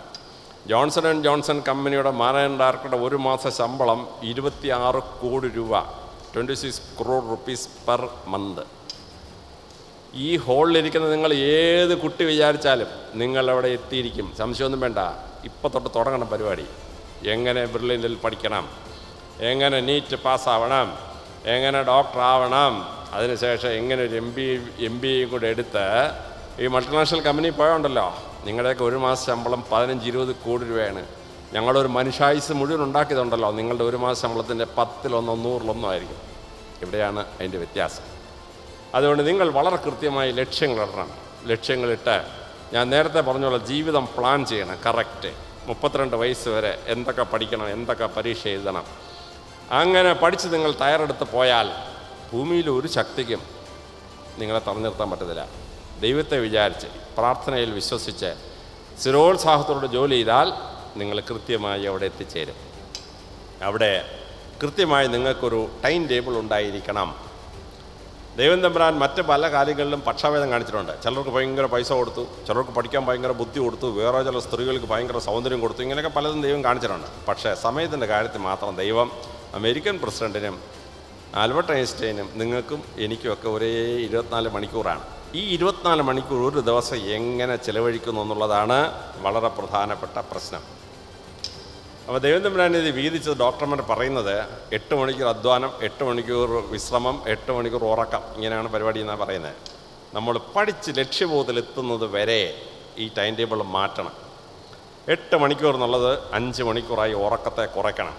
രാത്രി ഒരു 11 മണിക്ക് കിടന്നുറങ്ങണം, വെളുപ്പിന് 4 മണിക്ക് ഉണരണം. ഇന്ത്യയിൽ ഋഷിവര്യന്മാർ പറഞ്ഞ പോലെ ബ്രഹ്മ മുഹൂർത്തെ ഉത്തിഷ്ഠ, വെളുപ്പിന് 4 മണിക്ക് ഉണർന്ന് പഠിക്കണം. ഈ റിക്രിയേഷന് കൊടുത്തിരിക്കുന്ന 8 മണിക്കൂർ ഒരു 3 മണിക്കൂറായി കുറയ്ക്കണം. 5 മണിക്കൂർ അവിടെ നിന്ന് ലാഭിക്കണം. അപ്പോൾ നിങ്ങൾക്ക് പഠിക്കാനായി 16 മണിക്കൂർ കിട്ടും. നിങ്ങൾ ഹയർ സെക്കൻഡറിക്ക് പഠിക്കാൻ പോകുമ്പോൾ, +1-നും +2-നും പഠിക്കാൻ പോകുമ്പോൾ രാവിലെ വേഷം മാറി സ്കൂളിൽ പോയി പഠിച്ച് തിരിച്ചു വന്ന് ഹോംവർക്ക് ഇതെല്ലാം തീരുമ്പോഴത്തേന് 8 മണിക്കൂറായി. അങ്ങോട്ടുള്ള യാത്ര, ഇങ്ങോട്ടുള്ള യാത്ര, ഹോംവർക്ക്, ഇതെല്ലാം 8 മണിക്കൂർ. ബാക്കി 8 മണിക്കൂർ നിങ്ങളുടെ കയ്യിലാണ്. ഈ 8 മണിക്കൂർ നിങ്ങളെങ്ങനെ വിനിയോഗിക്കുന്നുവോ അതാണ് നിങ്ങൾ ജീവിതത്തിൽ ആരായിത്തീരുന്ന നിശ്ചയിക്കുന്ന ഒരു കാലം. അത് കൃത്യമായി നിങ്ങൾ പ്ലാൻ ചെയ്യണം. എൻ്റെ കൂട്ടൊന്നും ചെയ്തില്ല കേട്ടോ. ഞാൻ 18 മണിക്കൂറൊക്കെ ഇരുന്ന് വായിച്ച അവസാനം എൻ്റെ കൺപോളെ അങ്ങ് വീണുപോയി. ഈ കണ്ണ് 90% അടഞ്ഞിരിക്കുക, ഈ കണ്ണ് 60%. എൻ്റെ കണ്ണാടി 2 ഇരുമ്പും ഉപയോഗിച്ച് ഞാൻ പൊക്കിക്കൊണ്ട് നടക്കുകയാണ്. ആളുകളെ നോക്കി അവർ വിചാരിക്കും ഞാൻ തുറിച്ച് നോക്കുകയാണ്. പണ്ട് കള്ളന്മാരെ നോക്കുമ്പോൾ നല്ലതായിരുന്നു, കള്ളന്മാർക്ക് ഇച്ചിരി പേടി വരുമായിരുന്നു അങ്ങനെയൊക്കെ നോക്കുമ്പോൾ. പക്ഷേ ഇങ്ങനെയൊന്നും പഠിച്ചു കളയരുത്. നിങ്ങൾക്കിപ്പോൾ ഈശ്വരൻ വലുതായ അവസരങ്ങൾ തന്നിരിക്കുകയാണ്. ആ അവസരങ്ങൾ എടുത്തിട്ട് ആ മെത്തേഡിലൂടെ പഠിക്കണം. 8 മണിക്കൂർ അഡീഷണൽ കിട്ടുന്നത്. പണ്ട് ഞങ്ങളൊക്കെ പുസ്തകം കണ്ണുകൊണ്ട് വായിച്ച് പഠിച്ചു. നിങ്ങൾക്കിപ്പോൾ കണ്ണുകൊണ്ട് വായിക്കണ്ട, എല്ലാ ബുക്കും ഓഡിയോയാണ്. ഓഡിയോ അങ്ങോട്ട് ഓൺ ചെയ്ത് കഴിഞ്ഞാൽ കൃത്യമായി ക്ലാസ് ഇങ്ങനെ കേട്ടുകൊണ്ടിരിക്കും. ഇഡ്ഡലി കഴിച്ചുകൊണ്ടിരിക്കുമ്പോഴും വെറുതെ കാറിൽ യാത്ര ചെയ്യുമ്പോഴും ക്ലാസ്സുകൾ ഇങ്ങനെ ഓഡിയോയിൽ കിട്ടിക്കൊണ്ടിരിക്കുകയാണ്. വിൽ ഡ്യൂറൻറ്റിൻ്റെ സ്റ്റോറി ഓഫ് സിവിലൈസേഷൻ 10,000 പേജ് വായിച്ചു തീർക്കാൻ ഞാൻ ഏകദേശം 16 ദിവസം എടുത്തു. ഇപ്പം ഓക്സ്ഫോർഡിൽ റിട്ടയർഡ് പ്രൊഫസർ പീറ്റർ സി ഇരുന്ന് കംപ്ലീറ്റ് വായിക്കുകയാണ്. നമ്മളിങ്ങനെ ചെവി വെച്ചു കൊടുത്താൽ മതി. വേൾഡ് ഹിസ്റ്ററി ഇങ്ങനെ കാറിൽ പോകുമ്പോഴും നമ്മൾ ആഹാരം കഴിക്കുമ്പോഴൊക്കെ കേട്ടോണ്ടിരിക്കുകയാണ്. സമയം കംപ്ലീറ്റ് ലാഭം. നിങ്ങൾ ഏത് വിഷയത്തെപ്പറ്റി പഠിക്കണമെങ്കിലും വീഡിയോ അങ്ങോട്ട് എടുത്ത് കൊടുത്താൽ, വീഡിയോ അങ്ങോട്ട് ഓൺ ചെയ്ത് യൂട്യൂബ് ഓൺ ചെയ്ത് ഡോക്യുമെൻ്ററീസ് കയറി കഴിഞ്ഞാൽ 2.5 ലക്ഷം ഡോക്യുമെൻ്ററീസാണ്. വിഷയം അടിച്ചു കൊടുത്താൽ മതി. നിങ്ങളുടെ വിഷയത്തെപ്പറ്റി ഏതെല്ലാം വീഡിയോ ഉണ്ടെന്നുള്ള അപ്പോഴേ കിട്ടും. നിങ്ങൾക്ക് അവിടെ നിന്ന് കേൾക്കാം. ഏതെങ്കിലും വിഷയം പഠിച്ചു മനസ്സിലായില്ല, നേരെ ടെലിവിഷനിൽ കയറി UGCയുടെ country wide class room on ചെയ്തിട്ട് ആ പഠിച്ചിട്ട് മനസ്സിലാകാത്ത വിഷയം അങ്ങോട്ട് അടിച്ചു കൊടുക്കണം. ഇന്ത്യയിലെ ഏറ്റവും ബെസ്റ്റ് ടീച്ചർ അങ്ങോട്ട് ലെക്ചർ ചെയ്യുന്നത് നമുക്ക് നമ്മുടെ ബെഡ്റൂമിലിരുന്ന് കേൾക്കാം. ഇന്ത്യയെ സംബന്ധിച്ചൊരു വിഷയമാണ്. നിങ്ങൾ EMRC Hyderabad, electronic media research centre Hyderabad കയറിയിട്ട് അങ്ങോട്ട് ഓൺ ചെയ്ത് വിഷയം അടിച്ചു കൊടുക്കണം. ഇന്ത്യയിലെ ഏറ്റവും ബെസ്റ്റ് ടീച്ചർ ക്ലാസ് എടുക്കുന്നത് നിങ്ങളുടെ ബെഡ്റൂമിൽ ഇരുന്നുകൊണ്ട് സുഖമായിട്ട് കേൾക്കാം. ആ വണ്ടർഫുൾ ക്ലാസ് അവിടെ നിന്ന് കേൾക്കാം. ഇനി കേരളത്തെ സംബന്ധിച്ചൊരു വിഷയമാണെങ്കിൽ Victor channel 1 and Victor channel 2, ഒന്ന് മലയാളം ഒന്ന് ഇംഗ്ലീഷ്, കേരള ഗവൺമെൻറ്റാണ്, സുഖമായിട്ട് കേൾക്കാം. വീഡിയോ അത്ഭുതമാണ്. ഇനി ഇംഗ്ലീഷിലൊരു പുസ്തകം എഴുതി മലയാളത്തിൽ നിങ്ങൾക്ക് അതിന് സമ്മറി കിട്ടണം. കുക്കു ആപ്പിലോട്ട് കയറി അടിച്ചു കൊടുത്താൽ മതി. ഇംഗ്ലീഷിലെ പുസ്തകം മലയാളത്തിൽ ഡോക്യുമെൻ്ററി ആയിട്ട് അപ്പോഴേ നിങ്ങൾക്ക് കേൾക്കാൻ പറ്റും. കുക്കു ആപ്പ്. പണ്ട് ഞങ്ങൾ പുസ്തകം മുഴുവൻ കുത്തിയിരുന്ന് വായിച്ചു. നിങ്ങൾക്കിപ്പോൾ ബ്ലിങ്കീസ്റ്റിനകത്തോട്ട് കയറി BLINKISTക്കകത്തോട്ട് കയറി പുസ്തകത്തിൻ്റെ പേരങ്ങോട്ട് അടിച്ചു കൊടുത്താൽ 5 സെക്കൻഡ് കഴിയുമ്പോൾ അതിന് 5 പേജിൽ അതിൻ്റെ സമ്മറി വരും. 5 പേജ്. പണ്ട് നോൺ ഡീറ്റെയിൽഡ് പഠിക്കാൻ ഞങ്ങൾ 2 മാസം മെനക്കെട്ടിരുന്നു. നിങ്ങൾക്ക് നോൺ ഡീറ്റെയിൽഡ് പഠിക്കാൻ 5 മിനിറ്റ് മതി. ഡേവിഡ് കോപ്പർഫീൽഡ് എന്നങ്ങോട്ട് അടിച്ചു കൊടുത്തു കഴിഞ്ഞാൽ 5 പേജിൻ്റെ സമ്മറിയും പോസിബിൾ ക്വസ്റ്റ്യൻസും അപ്പോഴേ സ്ക്രീനിൽ വരും. സുഖം പരിപാടി. ഇനി ബിബ്ലിയോഗ്രഫി സെർച്ച് ചെയ്യണോ? ഞങ്ങളൊക്കെ ലൈബ്രറിയിൽ പോയി എത്രയോ ദിവസം മെനക്കെട്ട ബിബ്ലിയോഗ്രഫി ഉണ്ടാക്കിയെന്നറിയാമോ? ഞാൻ എൻ്റെ PhD തീസിസിന് 4 മാസം മെനക്കെട്ട ബിബ്ലിയോഗ്രഫി ഉണ്ടാക്കിയ. നിങ്ങളിപ്പോൾ അങ്ങോട്ട് എടുത്തിട്ട് കമ്പ്യൂട്ടറിനകത്തൊരു ബിബ്ലിയോഗ്രഫി അടിച്ചങ്ങോട്ട് കൊടുത്തു കഴിഞ്ഞാൽ 5 സെക്കൻഡ് കഴിയുമ്പോൾ ആ പുസ്തകത്തെ പറ്റി ലോകത്തിൽ എത്ര പുസ്തകം എഴുതിയിട്ടുണ്ട് അപ്പോഴേ ലിസ്റ്റ് വരും. Encyclopedia search. പണ്ട് എൻസൈക്ലോപീഡിയ സെർച്ച് ചെയ്യണമെങ്കിൽ ഞങ്ങളൊക്കെ 100 കിലോമീറ്റർ യാത്ര ചെയ്ത് യൂണിവേഴ്സിറ്റി ലെവലിൽ 2ാം നിലയിൽ ചെന്നിട്ട് ക്ലോസ് റെഫറൻസിൽ കയറിയിരുന്ന് ഇരുമ്പഴി പൂട്ടിയിട്ട് അതിനകത്തിരുന്നാണ് ഞങ്ങളെ റെഫർ ചെയ്യാൻ സമ്മതിച്ചിരുന്നത്. നിങ്ങൾക്ക് ബെഡ്റൂമിലിരുന്ന് അങ്ങോട്ട് അടിച്ച് എൻസൈക്ലോപീഡിയ സെർച്ച് എടുത്ത് കൊടുത്താൽ Britannica, Americana, Collier's, World Book 4 encyclopedia നിങ്ങളുടെ സ്ക്രീനിൽ അപ്പോഴേ വരും ആ വിഷയത്തെ പറ്റിയുള്ളത്. ഭയങ്കര. Britannica search. വിക്കിപീഡിയ മാത്രം വിശ്വസിച്ചേക്കില്ല. അവിടെ ശുദ്ധ വിവരക്കണക്കതിനകത്ത് ഓരോരുത്തന്മാരെ ചേർത്ത് കളയാം. ബാക്കിയുള്ള ഒറിജിനൽ എൻസൈക്ലോപീഡിയ റെഫർ ചെയ്യും. ഇനി ക്ലൗഡ് ലൈബ്രറി എന്ന് പറഞ്ഞ സാധനമുണ്ട്. ക്ലൗഡ് ലൈബ്രറി 28 കോടി പുസ്തകമാണ് ക്ലൗഡ് ലൈബ്രറി. അതിനകത്തോട്ട് കയറി അടിച്ചു കൊടുത്തു കഴിഞ്ഞാൽ നമ്മുടെ വിഷയത്തെപ്പറ്റി ഏതെല്ലാം ബുക്ക് എവിടെയൊക്കെ ഉണ്ട്, എന്തെല്ലാമാണ് പരിപാടി കംപ്ലീറ്റ് സ്ക്രീനിൽ കിട്ടും. പണ്ട് ബിഷപ്പന്മാരും അച്ഛന്മാരൊക്കെ വത്തിക്കാനിൽ പോകും. വത്തിക്കാനിൽ പോയിട്ട് തിരിച്ചു വരും. അലക്സാണ്ടറെ, ഞങ്ങൾ ആ പോപ്പിൻ്റെ ഭൂഗർഭ അറയിൽ പോയി കോഡക്സ് സിനൈറ്റിക്കസ് കണ്ട അലക്സാണ്ടർ എന്ന് പറയും. ലോകത്തിലെ ഏറ്റവും പഴക്കമുള്ള ന്യൂ ടെസ്റ്റ്മെൻ്റാണ് കോഡക്സ് സിനൈറ്റിക്കസ്.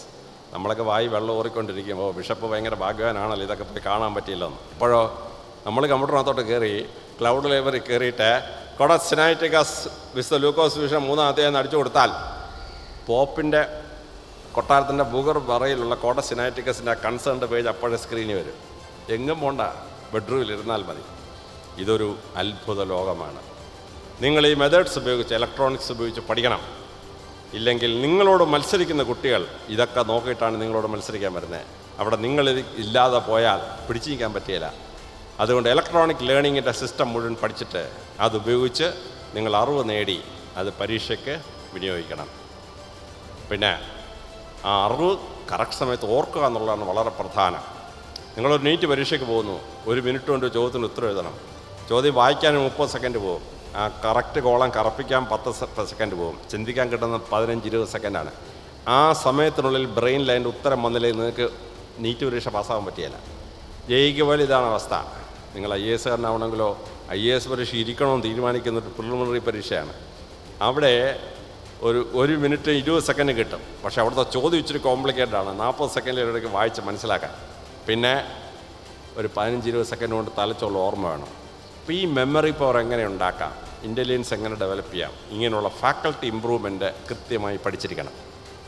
+2 കഴിഞ്ഞ് നിങ്ങൾ ഈ ലോകത്തിൽ ഏത് മത്സര പരീക്ഷ പാസ്സാവണമെങ്കിലും essay എഴുതാൻ കഴിവ് വേണം. എങ്ങനെയാണ് ഒരു ലേഖനം എഴുതേണ്ടത്, ഓക്സ്ഫോർഡ് യൂണിവേഴ്സിറ്റിയുടെ പ്രസിദ്ധമായ ദി എസ് എ എന്ന പുസ്തകം വാങ്ങിച്ചിട്ട് പഠിക്കണം. എങ്ങനെയാണ് ഈ ലേഖനം എഴുതേണ്ട പരിപാടി എന്ന് പഠിക്കണം. പിന്നെ നിങ്ങൾ എക്സാം ടെക്നിക്സ് അറിഞ്ഞിരിക്കണം. പരീക്ഷയ്ക്ക് മാർക്ക് വാങ്ങിക്കാനുള്ള പണികൾ എന്തൊക്കെയാണ് ഇത് കൃത്യമായിട്ട് നിങ്ങൾ അറിഞ്ഞിരിക്കണം. ഞാൻ 7 ഡിഗ്രി എടുത്തിട്ടുള്ള മനുഷ്യനാണ്. 174 പബ്ലിക് എക്സാമിനേഷൻ പാസ്സായി, 2 തവണ IAS പരീക്ഷ പാസ്സായി, 2 PhD എടുത്ത്. എനിക്ക് പരീക്ഷ എഴുതുന്ന രസമാണ്. നിങ്ങൾ ഫുട്ബോൾ കളിക്കുന്ന ഒരു രസമാണ്. ഞാൻ പോയി ചുമ്മാ പരീക്ഷ എഴുതുന്നു. റിസൾട്ടൊന്നും ചിലപ്പോൾ നോക്കുന്ന പോലും ഇരിക്കത്തില്ല. ഈ പരീക്ഷ എഴുതുമ്പോൾ മാർക്ക് കിട്ടാൻ ഒരുപാട് ഞുണുക്ക് പണികളുണ്ട്. എക്സാം ടെക്നിക്സ് എന്ന് പറയുന്ന ഭയങ്കര എക്സാം സൈക്കോളജി അത് കൃത്യമായി പഠിക്കണം. പഠിച്ചു കഴിഞ്ഞാൽ നിങ്ങൾക്ക് ഓരോ പരീക്ഷയ്ക്കും അതിന് ടെക്നിക്ക് ഉപയോഗിച്ച മാർക്ക് കൂടുതൽ സ്കോർ ചെയ്യാൻ പറ്റും. ഇങ്ങനെ നിങ്ങളിപ്പോൾ വന്നു നിൽക്കുന്നത് ഞങ്ങളൊന്നും സ്വപ്നം കാണാത്തൊരു സ്ഥലത്താണ്. ചാറ്റ് GPT എന്നൊരു സാധനം. നിങ്ങൾക്കൊരു വിഷയത്തെപ്പറ്റി ഒരു ലേഖനം വേണം. ചാറ്റ് GPT കയറി അടിച്ചങ്ങോട്ട് കൊടുത്താൽ 5 മിനിറ്റ് കഴിയുമ്പോൾ ഒരു ലേഖനം ഇതായി ഇറങ്ങി വരുന്നു. ഈ വിഷയത്തെപ്പറ്റി ഒരു ലേഖനം എഴുതിയാൽ എങ്ങനെ ഇരിക്കും? നിങ്ങൾക്ക് പ്രസംഗിക്കണം. പണ്ടുള്ളൊരു പുസ്തകമൊക്കെ വായിച്ച് പോയിൻ്റൊക്കെ മാർക്ക് ചെയ്ത് പ്രസംഗം തയ്യാറാക്കാം. ഇപ്പോഴോ ചാറ്റ് GPT കാത്തോട്ട് കയറി വിഷയം അങ്ങോട്ട് അടിച്ചു കൊടുത്താൽ 5 മിനിറ്റ് കഴിയുമ്പോൾ പ്രസംഗം ഇതാ ഇങ്ങനെ ടൈപ്പ് ചെയ്ത് വരും. പറയാൻ പറഞ്ഞാൽ പറയും. ചാറ്റ് GPT ഉടനെ പ്രസംഗം കേൾപ്പിച്ച് തരും. ഇനി സെക്സ് പ്രിഫർ ചെയ്യാം. പുരുഷൻ വേണമെന്ന് പറഞ്ഞാൽ സായിപ്പിരുന്ന് വായിച്ച് കേൾപ്പിക്കും. സ്ത്രീ വേണമെന്ന് പറഞ്ഞാൽ മദാമയിരുന്ന് വായിച്ച് കേൾപ്പിക്കും. സാധാരണ ആമ്പിള്ളേർ മദാമയെ കൊണ്ട് വായിപ്പിക്കും, പെൺപിള്ളേർ സായിപ്പിനെ കൊണ്ട് വായിപ്പിക്കും. അത് ദൈവം തമ്മിൽ സൃഷ്ടിച്ച ഒരു എതിർലിംഗത്തോടൊരു ആകർഷണം. നമുക്ക് ഇഷ്ടമുള്ള ലിംഗത്തിൽ വായിച്ച് കേൾപ്പിക്കും. ഇതാണ് ഈ ലോകം ഇപ്പോൾ. അതുകൊണ്ട് ഞങ്ങളൊന്നും സ്വപ്നം കാണാത്ത അത്ഭുത ലോകത്തിൽ നിങ്ങൾ ജീവിക്കുന്നു. നിങ്ങളുടെ മുമ്പിൽ അവൈലബിളായ റിസോഴ്സസ് മുഴുവൻ ഉപയോഗിച്ച് നിങ്ങൾ വളരെ കൃത്യമായി തയ്യാറെടുക്കണം. തയ്യാറെടുത്താൽ ഈശ്വരാധീനം ഉണ്ടെങ്കിൽ നിങ്ങളെ തടയാൻ ഈ ലോകത്തിലെ ഒരു ശക്തിക്കും കഴിയില്ല. അത്ര വിശാലമാണ് ലോകത്തിൻ്റെ സിസ്റ്റം. 2000-ഓളം സ്കോളർഷിപ്പുകൾ ഇന്ന് നിങ്ങൾക്ക് ഓരോരുത്തർക്കും അവൈലബിളാണ്. ആ 2000 സ്കോളർഷിപ്പ് എവിടെയാണ്? അതിലേതൊക്കെ നിങ്ങൾക്ക് എഴുതാൻ പറ്റും? പെൺകുട്ടികൾക്ക് മാത്രം എഴുതാവുന്ന സ്കോളർഷിപ്പുണ്ട്. മുസ്ലിം ക്രിസ്ത്യാനിക്ക് മാത്രം എഴുതാവുന്ന സ്കോളർഷിപ്പുകളുണ്ട്. വികലാംഗർക്ക് മാത്രം എഴുതാവുന്ന സ്കോളർഷിപ്പുണ്ട്. അത് ഏതാണ് നിങ്ങൾക്ക് സ്യൂട്ടബിൾ? ആ സ്കോളർഷിപ്പ് നിങ്ങൾ നേടിയെടുക്കണം. ലോകം മുഴുവൻ പോയി പഠിക്കാൻ പറ്റിയിരിക്കണം. നമ്മുടെ കഴിവുകൊണ്ട് നേടിയ സ്കോളർഷിപ്പ് ലോകത്ത് എവിടെയും പോയി പഠിക്കാൻ നിങ്ങൾക്ക് പറ്റണം. ആ അത്ഭുത ലോകത്തേക്ക് നിങ്ങൾക്ക് വഴി തുറന്ന് തരുകയാണ് ബ്രില്യൻ സ്റ്റഡി സെൻറ്റർ. ഇവിടുത്തെ വലിയ ഫെസിലിറ്റീസ് ഉപയോഗിച്ച് നിങ്ങൾക്ക് ജീവിതത്തിൽ ഉയരാനും വലിയ നിലകളിലെത്താനും പറ്റണം. നിങ്ങളുടെ മാതാപിതാക്കളുടെ ഇഷ്ടഭാജനങ്ങളായി അവരുടെ ജീവിതത്തിൽ ആഗ്രഹിച്ചിട്ട് നേടാൻ പറ്റാത്ത കാര്യങ്ങൾ നേടി അവരുടെ മുമ്പിൽ പോയി കൊടുത്ത് അവരുടെ ഹൃദയത്തിൽ നിങ്ങൾക്ക് അതീവ സ്നേഹത്തോടുള്ള ആ പരിലാളന കിട്ടാനിടയാവണം. നിങ്ങൾ ഈ ജീവിതത്തിൽ ഏറ്റവും ഉയരണമെന്ന് ആഗ്രഹിക്കുന്നത് നിങ്ങളെ പഠിപ്പിക്കുന്ന ടീച്ചേഴ്സാണ്. ഒരു ടീച്ചർ ഒരു സർവീസിൽ 30,000 പേരെ പഠിപ്പിക്കും. പക്ഷേ 30,000 പേര് ഒരു ടീച്ചർ ഓർത്തിരിക്കാൻ പറ്റുമോ? ഇല്ല. പക്ഷേ ഒരു ടീച്ചർ പഠിപ്പിക്കുന്ന കുട്ടികളിൽ ഒരു 150-200 കുട്ടികൾ വരെ ഒരു ടീച്ചർ കൃത്യമായിട്ട് ഓർത്തിരിക്കും. പേരും നമ്പറും ഏത് ക്ലാസ്സിൽ പഠിപ്പിച്ചെന്ന് ഓർത്തിരിക്കും. ആ ടീച്ചർ പറയും, പാലക്കാട്ടെ കളക്ടർ ആരാന്നറിയാമോ? ഞാൻ 7ാം ക്ലാസ്സിൽ പഠിപ്പിച്ച കുട്ടിയാണ്. ഇവിടുത്തെ തഹസീലുണ്ടല്ലോ, ഞാൻ പഠിപ്പിച്ച. വേൾഡ് ബാങ്കിൻ്റെ ഇതായതുണ്ടല്ലോ, ഞാൻ ക്ലാസ്സിൽ പഠിപ്പിച്ചാണ്. ഇങ്ങനെ തൻ്റെ കുട്ടികൾ ഉയർന്നു പോകുന്നത് കണ്ട് സന്തോഷിക്കുന്ന ഒരു ടീച്ചറാണ്. ആ ടീച്ചറിൻ്റെ ഹൃദയത്തിൽ എന്നും ഓർത്തിരിക്കുന്ന കുട്ടിയെ നിങ്ങൾ മാറണം. നിങ്ങളുടെ ബ്രില്യൻ്റ് വന്ന് പഠിച്ചു, നിങ്ങൾ ഡോക്ടറായി എഞ്ചിനീയറായി വലിയ വലിയ നിലകളിലെത്തിയാലും നിങ്ങളെപ്പറ്റി ഏറ്റവും അഭിമാനിക്കുന്ന ബ്രില്യൻ്റിൽ നിങ്ങളെ പഠിപ്പിച്ച ഇവിടുത്തെ ടീച്ചേഴ്സായിരിക്കും. ആ ടീച്ചറെ കണ്ടാൽ ഉടനെ നിങ്ങൾ റെക്കഗ്നൈസ് ചെയ്യണം. ആ ടീച്ചറിനുള്ള അക്നോളജ്മെൻറ്റ് കൊടുത്തിരിക്കണം. നിങ്ങൾ ചിലപ്പോൾ ഡോക്ടറായിട്ട് ഒരു സ്ഥലത്തിരിക്കുമ്പോഴായിരിക്കും നിങ്ങളെ പഠിപ്പിച്ച ബ്രില്യൻ്റിലെ ഒരു ടീച്ചർ ഒരു അസുഖമായിട്ട് നിങ്ങളുടെ അടുത്തോട്ട് വരുന്നത്. പണ്ടെന്നെ പഠിപ്പിച്ച ടീച്ചറാണ് എന്ന് മനസ്സിലാക്കി ആ ടീച്ചറിന് അർഹിക്കുന്ന മെഡിക്കൽ കെയർ കൊടുക്കാൻ നിങ്ങൾ കഴിഞ്ഞിരിക്കണം. നിങ്ങളൊരു എഞ്ചിനീയറായ ഒരു സ്ഥലത്തിരിക്കുമ്പോഴായിരിക്കും, അല്ല IAS ആയ ഒരു സ്ഥലത്തിരിക്കുമ്പോഴായിരിക്കും ഒരു ടീച്ചർ നിങ്ങളുടെ അടുത്തൊരു ആവശ്യമായി വരുന്നത്. വേറെ ആർക്ക് ചെയ്തു കൊടുത്തില്ലെങ്കിലും നമുക്കറിവ് തന്ന ആ ടീച്ചറിനുണ്ടല്ലോ, നമ്മുടെ കാര്യം ചെയ്തു കൊടുത്തിരിക്കണം. നിങ്ങൾ ജനിച്ചു വളർന്ന ഗ്രാമത്തിൽ ഏറ്റവും ഉയരത്തിലെത്തിയ ആളാരാന്ന് നിങ്ങൾ നോക്കണം. ഏറ്റവും ഉയരത്തിൽ ആ ഗ്രാമത്തിൽ നിന്ന് ഏറ്റവും ഉയർന്നു പോയ ആളാരാന്ന് നോക്കണം. എന്നിട്ട് അതിനേക്കാൾ വലിയൊരു ഉയരത്തിൽ നിങ്ങൾ എത്തണം. നിങ്ങളിപ്പോൾ ലക്ഷ്യമിടണം. ആ പഞ്ചായത്ത് ചരിത്രം എഴുതുമ്പോൾ നിങ്ങളുടെ പേര് പറയാതെ ആ പഞ്ചായത്ത് ചരിത്രം എഴുതാൻ പാടില്ല. ഇതായിരിക്കണം നിങ്ങളുടെ ലക്ഷ്യം. ആ ലക്ഷ്യം വെച്ച് നിങ്ങൾ പഠിക്കണം. പഠിച്ചാൽ ഇത്രയും ബുദ്ധിശക്തിയുള്ള കേരളത്തിലുടനീളം നടത്തിയ സ്കോളർഷിപ്പ് പരീക്ഷയിൽ വിജയശ്രീയാളെതിരായി ഈ സ്റ്റേജിൽ വന്ന് കപ്പ് വാങ്ങിക്കുന്ന നിങ്ങൾക്ക് ഓരോരുത്തർക്കും ജീവിതത്തിൽ എന്ത് ശ്രമിച്ചാലും കിട്ടിയിരിക്കും. സ്ഥിരോത്സാഹത്തോടു കൂടി സമയം ഭംഗിയായിട്ട് ഉപയോഗിച്ച് എഴുതേണ്ട പരീക്ഷകൾ കറക്റ്റ് സമയത്ത് എഴുതി നിങ്ങൾ ആ ലക്ഷ്യസ്ഥാനത്ത് എത്തണം. അന്ന് നിങ്ങൾക്ക് ഈ അവാർഡ് തരുന്ന ബ്രില്യൻ സ്റ്റഡി സെൻറ്ററും ഇവിടുത്തെ അധ്യാപകരും നിങ്ങളുടെ നാട്ടുകാരും നിങ്ങളുടെ മാതാപിതാക്കളും അത് കണ്ട് സന്തോഷിക്കും. ആ വലിയ നിലകളിലൂടെ നിങ്ങൾ എത്തണം. നിങ്ങളുടെ കുറവുകളൊന്നും നിങ്ങൾ ഇപ്പം കണക്കാക്കാൻ പാടില്ല. ഞാൻ പോയി ഓർഫനേജ് പ്രസംഗിക്കുമ്പോൾ ചില കുട്ടികൾ വന്ന് പറയും, സാറേ എനിക്കിങ്ങനെ ആഗ്രഹമുണ്ടെന്ന് പറയും. ഓർഫനേജിൽ നിന്ന് എത്തിങ്കാനായി ഞാൻ കണ്ടെത്തിയ 4 കുട്ടികളെ ഞാൻ പഠിപ്പിച്ചു. പൈസ ഒന്നും ചിലവില്ല കേട്ടോ, പഠിപ്പിച്ചു. 4 പേർക്ക് IAS കിട്ടി. ഇപ്പോൾ IASൻ്റെ ഉന്നതങ്ങളിൽ ഇരിക്കുകയാണ്. മറ്റൊരു കുട്ടി കെട്ടിടം പണിയുന്ന മൈക്കാട് പണിക്ക് അച്ഛനെ സഹായിക്കുന്നൊരു കുട്ടിയായിരുന്നു. ആ കുട്ടിയെ ഞാൻ പഠിപ്പിച്ചു. അവൻ IPS കിട്ടി. അവൻ ഇന്ന് IGP ആയിട്ടിരിക്കുകയാണ്. വളരെ ദരിദ്രരായ കുട്ടികൾ. അവരിൽ എത്രയോ പേര് IAS IPS ഒക്കെ എടുത്തെന്നറിയാമോ? IFS എടുത്ത കുട്ടികളുണ്ടെന്നറിയാമോ? ആ ചെറിയ സാഹചര്യങ്ങളിൽ അവരെ ആഗ്രഹിച്ചു. എന്നെപ്പോലൊരാൾ അതിനൊരു മാർഗദർശിയായി എന്ന് മാത്രമേ ഉള്ളൂ. കണ്ണൂരിലെ വെടിവെപ്പ് കഴിഞ്ഞ് മണപ്പുറത്തോട് അങ്ങോട്ടും ഇങ്ങോട്ടും നടക്കുമ്പോൾ ഒരു കുടിലിൽ ഒരു കുട്ടി എന്നെ കാണുമെന്ന് ആഗ്രഹിച്ചു. വന്നു, ഞാൻ സംസാരിച്ചു. കതകഞ്ഞെല്ലാം നിലത്തൊരു വീടാണ്. 4 തൂണുണ്ട്, മേൽക്കൂര ഒരു പുല്ല് മേഞ്ഞ ഷെഡുണ്ട്. അപ്പം കടലിൽ മീൻ പിടിക്കാൻ പോയിരിക്കുകയാണ്. ആ കുട്ടി പറഞ്ഞു, സാറേ എനിക്ക് IAS പഠിക്കണമെന്ന് ആഗ്രഹം. ഞാൻ ആ കുട്ടിയെ പഠിപ്പിച്ചു. അവൻ IAS കിട്ടി. അവൻ ആസാമിലെ പ്രിൻസിപ്പൽ സെക്രട്ടറി റാങ്കിലിരിക്കുകയാണ് ഇപ്പോൾ. അത്ര കഷ്ടപ്പെട്ട അവസ്ഥയിൽ നിന്നും സ്ഥിരോത്സാഹമുള്ള കുട്ടികൾ ജീവിതത്തിൽ വലിയ നിലകളിൽ എത്തിച്ചേർന്നിട്ടുണ്ട്. നിങ്ങളതിനേക്കാളൊക്കെ എത്രയോ ഭാഗ്യമുള്ളവരാണ്. ബ്രില്യൻ സ്റ്റഡീസ് ചെയ്യുന്ന വലിയ പുണ്യങ്ങളിലൊന്നാണ് 2000-ഓളം കുട്ടികളുടെ ഒരു ഫീസും വാങ്ങിക്കാതെ പഠിപ്പിക്കുകയാണ്. അവരൊക്കെ വലിയ നിലകളിലെത്തും. അതുകൊണ്ട് ഇന്നിവിടെ അവാർഡ് വാങ്ങിക്കുന്ന നിങ്ങൾക്ക് ഓരോരുത്തർക്കും ഈശ്വരൻ ബുദ്ധിശക്തിയും കഴിവും പരീക്ഷ എഴുതാനുള്ള കഴിവൊക്കെ തന്നിരിക്കുകയാണ്. നിങ്ങൾ ഈ കഴിവുകൾ വേസ്റ്റ് ചെയ്യാൻ പാടില്ല. നിങ്ങൾ ആ കഴിവുകൾ ഉപയോഗിച്ച് ജീവിതത്തിൽ തുറന്നു കിട്ടുന്ന വലിയ വഴികളിലൂടെ ലോകമെങ്ങും പോയി വളരെ പ്രശസ്തരായി മാതാപിതാക്കൾ ഹൃദയത്തിൽ സന്തോഷം കൊടുക്കുന്ന, നിങ്ങളുടെ ടീച്ചേഴ്സ് ഏറ്റവും അധികം സന്തോഷിക്കുന്ന, നിങ്ങളുടെ ഗ്രാമം ചരിത്രം എഴുതിയാൽ മറന്നു പോകാത്ത, നിങ്ങളുടെ പേര് പരാമർശിക്കുന്ന വലിയ വ്യക്തികളായി തീരാൻ ഇന്നത്തെ ഈ ഗ്രാൻഡ് സ്ലാം ഫംഗ്ഷൻ നിങ്ങളെ സഹായിക്കട്ടെ എന്ന് പ്രാർത്ഥിച്ചുകൊണ്ട് ഇത് ഉദ്ഘാടനം ചെയ്യുകയും നിങ്ങൾക്ക് ഓരോരുത്തർക്കും എല്ലാം മംഗളങ്ങളും ഈശ്വരൻ തരട്ടെ എന്ന് പ്രാർത്ഥിക്കുകയും ചെയ്യുന്നു. നമസ്കാരം. എൻട്രൻസ് സംബന്ധമായ വാർത്തകളും അപ്ഡേഷനുകളും ഏറ്റവും വേഗം ആധികാരികമായി അറിയാൻ ബ്രില്യൻ സ്റ്റഡി സെന്റർ പാല യൂട്യൂബ് ചാനൽ സബ്സ്ക്രൈബ് ചെയ്യുക, ബെൽ ഐക്കൺ അമർത്തുക. ഈ വീഡിയോ മറ്റു സുഹൃത്തുക്കളിലേക്കും മാക്സിമം ഷെയർ ചെയ്യുക.